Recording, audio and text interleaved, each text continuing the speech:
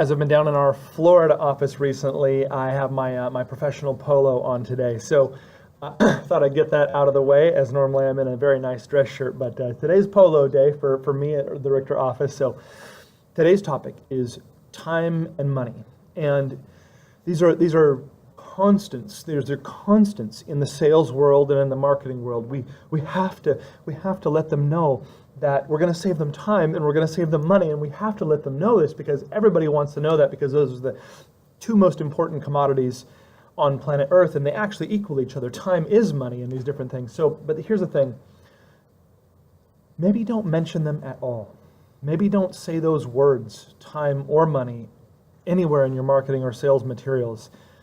Because the thing is that there's a few different reasons. Number one is time on the, here's a different way of putting it, right? So whatever the time savings is on your side of things, maybe think of, or couch it in terms that make more sense to that prospect, because everyone must save time and money these days for their prospects. Generally speaking, you must.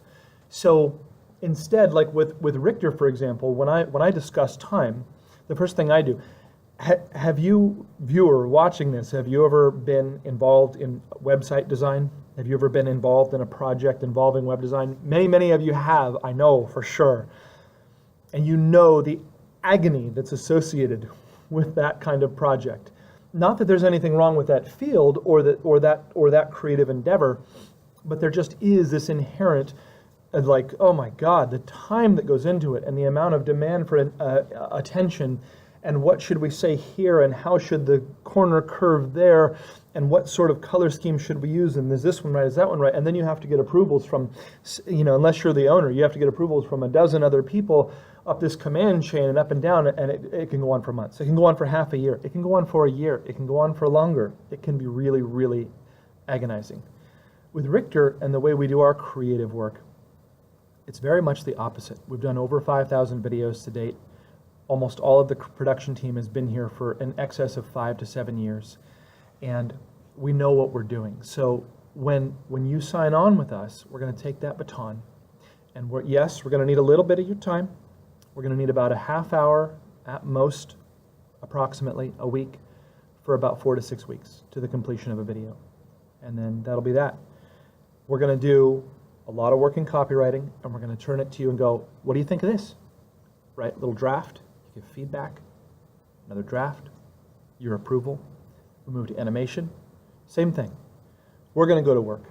We're going to present, number one, we're going to present ideas to you. We're not going to go, so would you like this, or would you like that, or have you seen this, or what do you think about that, or do you have some, what do you want? What would you like to do? Instead, we're going to talk to you, understand your brand, come to you with a draft. What do you think? Feedback. No problem. Second draft. Feedback. No problem. Third draft, usually final draft. Very painless. So that's the expression of time savings with money for Richter, right? So you have to think, how can I express the time savings in a way that actually communicates something real? Because the phrase saves you time and money doesn't communicate anything real any longer in any marketing environment. I think most of us are probably aware of this, maybe all of us are probably aware of it, but it bears stating so that you can really take a look through your own material and find points, like, are your salespeople saying it? Are they on the phone dialing for dollars? Saves you time and money. Saves you time and money. Leaving these voicemails saves you time and money, right? Grind them to a halt, and don't do that. Give them new scripts, right? Examine, find out where this is, right? In saving money, if you're just existing in your market at all, if you exist in your market, then your prices are bound to correlate somehow with other people who have a similar, perhaps, product or service. It's barely worth mentioning. The thing is that your prices, whatever they are, if you're in the market and you're having any sort of success, they're fine. There's only one person in your market who has the lowest price, so it's really not worth mentioning.